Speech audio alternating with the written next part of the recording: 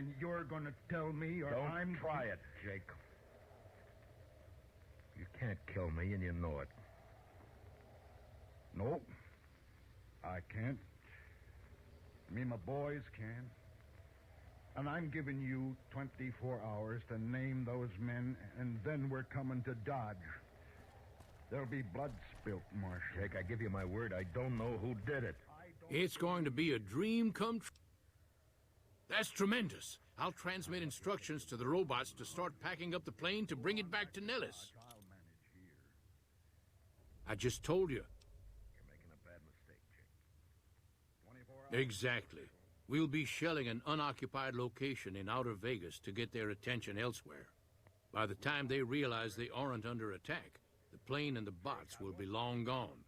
The kids wish we were shelling a real target, but Pearl thinks it's wise not to start up a war just as the lady has risen. Hey, I'd better get rolling. Jack and I have a lot of work.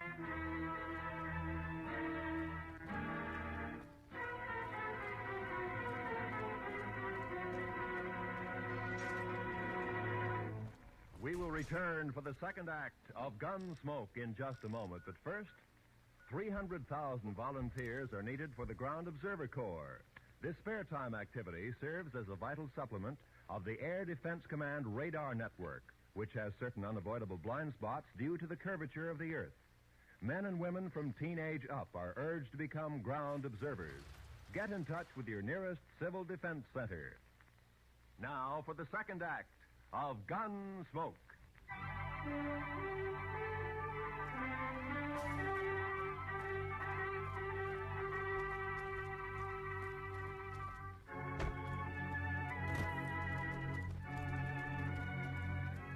You should go talk to Blake or Alice. They handle most of our... Man's grief had destroyed his reason. I watch all sorts of things with my... I knew his sons would Nice do look... whatever Jake told him to do. Unless I could stop it somehow. Well, you don't have to do that. Any chance the boomers would let... 3 good and perfectly innocent men. For no reason at all. This is... I thought about it all the way back to Dodge, and by the time I got there, I had an idea. I went up to Doc's and talked it over with him. All right, Matt. I'll do whatever I can. It might not work, Doc, and you'll be exposing yourself to a lot of danger. Have you thought about that? I have. I've also been thinking about the men who killed Hank Worth. Well, we could wait till they start spending their money, or till one of them gets drunk and maybe talks too much somewhere. We could. But meantime, you and the Worths will have a gunfight. Oh, now, it'd be a terrible thing to let happen. All right, then, Doc, let's go. I want to get to the ranch before dark. Maybe Jake's cool. Hello, Frank. Enough not to start shooting on sight anyway. What you have done for us is a miracle, child. You have fulfilled the only dreams we ever had outside our walls. You are a trusted friend of us all. You know, man, I haven't... If there is ever a way for us... Oh, that must be... Well, this is welcome news. Who is she? She's with those traders? They've tried to contact us before, but I'm not interested in trading with greedy savages. This presents a bit of a problem. Jack isn't allowed to leave Nellis, and I doubt she would make it through the artillery alive. I can't take a chance like that. I suppose Jack deserves a chance at love. You can tell Jack she has a free pass to enter, but he is responsible for her actions. Do not make me... But I'll kill all 3 of them if I have to. All right, Matt, I understand.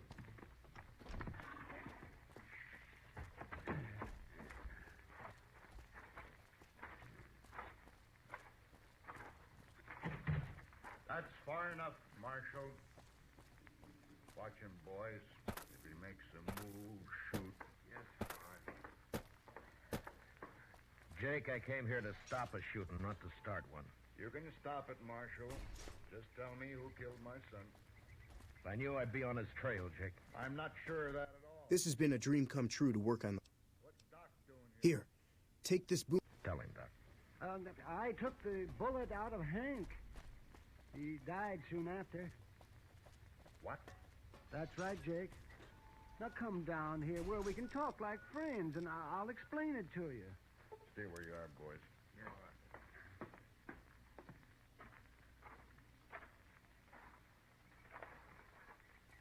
All right, Doc, let's hear it. Well, they got me out of bed, Jake, and they led me out into the country. Hank had been shot in the back, and I extracted the bullet, but it was no use. He'd have died anyway. There were 3 men there, Hey. and I recognized one of them. Who was he? Well, I had to promise I wouldn't tell, Jake. Hello again. How's your boomer friend? Now think about it a minute, Jake. Doc gave him... I was hoping you would.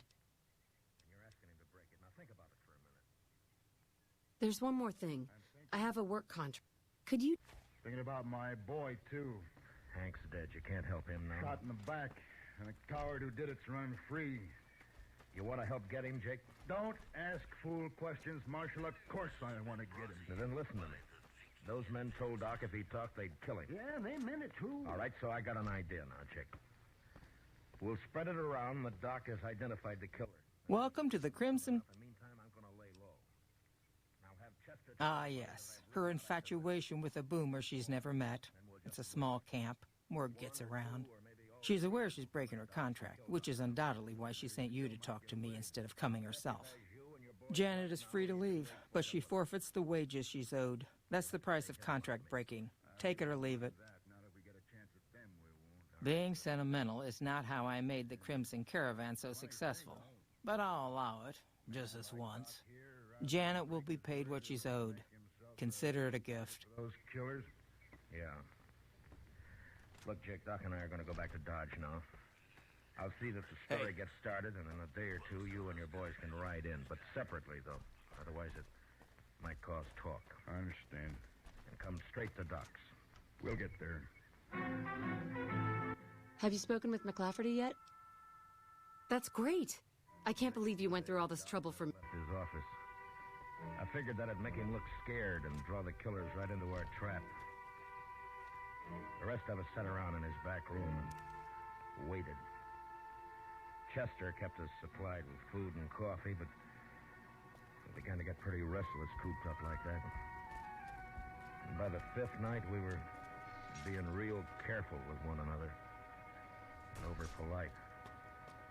But on the 6th night, about midnight, we got our game. This has been a dream come true to work on the lady. They just rode up Front Street, 3 of them. They're tying up outside right now. They acted too deliberate-like for ordinary riders, so I run up the back way to tell you. Doc, come on in. What do you want me to do, Mac? Take cover in here and stay out of sight. Yeah, whatever you say, man. Let's go downstairs and meet them, Marshal. No, we might just scatter them that way. Now listen. One of them will probably stand guard on the street while the other 2 come up here to get Doc. Chester, you and the 2 boys go down the back way. Jake and I'll wait in the Doc's office. But don't jump that man till we go into action up here. Do you understand? I got it, sir. All right, then move fast. Come on, Jake. Now what? Well, we'll just wait here in the dark. Good. I'll fix Doc's blanket on the couch here so they won't think he's in it. They're on the stairs now. All right, get back in the corner, Jake, or we'll be shooting each other. Quiet now. Don't start shooting until I do.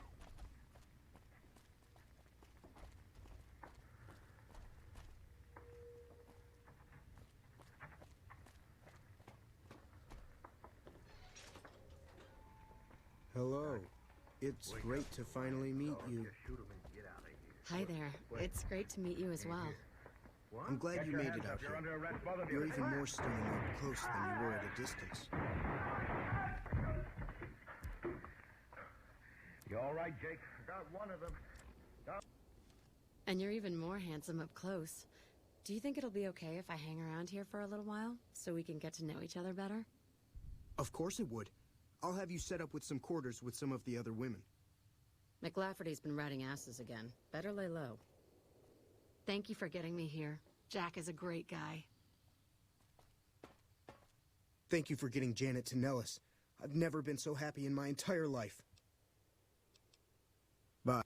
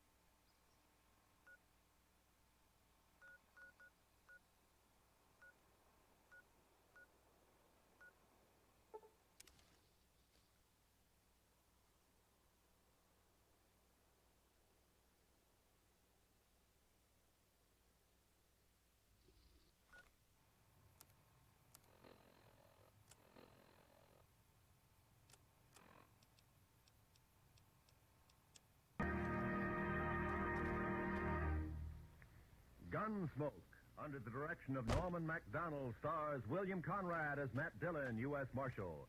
Tonight's story was specially written for Gunsmoke by John Meston, with music composed and conducted by Rex Corey. Featured in the cast were John Daner with Lawrence Dobkin and Harry Bartell. Parley Bear is Chester, Howard McNear is Doc, and Georgia Ellis is Kitty.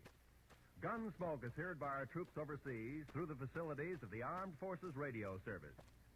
Join us again next week as Matt Dillon, U.S. Marshal, fights to bring law and order out of the wild violence of the West in Gunsmoke.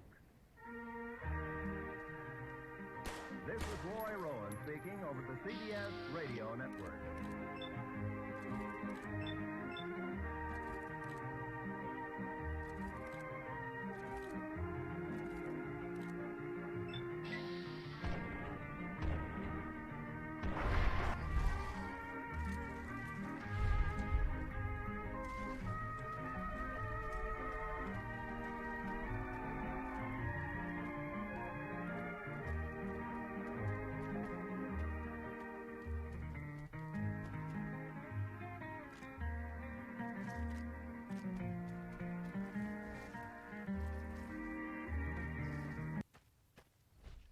I've had worse. Frontier Town, the saga of the Roaring West.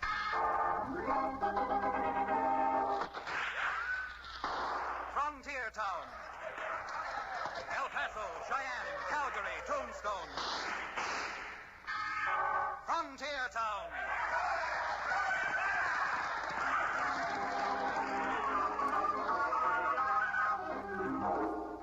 The adventurous story of the early West, the tamed and the untamed, from the Pecos to Powder River, Dodge City to Poker Flat. These are the towns they fought to live in and lived to fight for. Teeming crucibles of pioneer freedom. Frontier Town!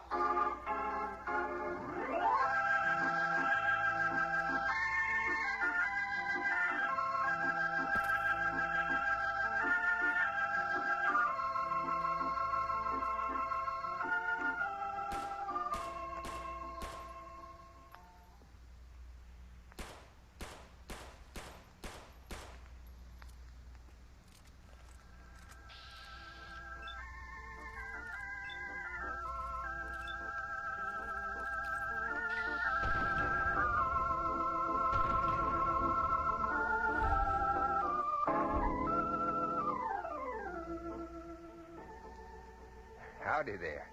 This is yours truly, Chad Remington, frontier lawyer from a little frontier town called Dos Rios. Well, I guess I've probably said this before, but, well, maybe it won't hurt if I say it again. The raw-boned frontier has attracted all kinds and classes of people, rough and tough, humble and God-fearing. Somehow or other, it seems that the best in folks and the worst in folks is brought out in the day-to-day battle for just raw existence out in our country. And this brings our frontier doctors, a few undertakers, and a frontier lawyer the stuff out of which a lifetime's made. Well, I guess you've all heard that old expression, it takes fire to fight fire. But something happened to me recently which makes me want to rewrite that old adage. You see, it wasn't too long ago that my partner, an ex-medicine man, Cherokee O'Bannon, was with me riding up through the blue spruce and jack pines, taking a shortcut from the county seat back to our little hometown, Dos Rios. Counselor, you pardon my saying so. You've got an expression on your face that makes you look like a squirrel. Maybe I am a squirrel. Oh? Well, I'm fond of nuts, else I wouldn't be riding around with you. Sir, that is a vicious and underhanded canard. There's nothing nutty about me. I don't know. You've always been interested in the shell game, haven't you? And as I recall, you said your grandfather was a colonel. I guess that's right. My mother had an uncle whose name was Filbert. And he was a hard-shell Baptist. The only actual difference is that real nuts get their nourishment from the soil, while you get most of yours from the free lunch counter at a bar. Naturally. Being a man of fiery disposition, I require certain quantities of firewater to keep my... Chad, there you go again, sniffing like a squirrel. What are you wrinkling up your nose about? Unless I'm mistaken, I smell smoke. Wood smoke. I do believe you're right. There's certainly a smell of wood smoke in the air. Oh, boy. Oh. That's someone shooting at us? I don't know, but I'm sure going to find out.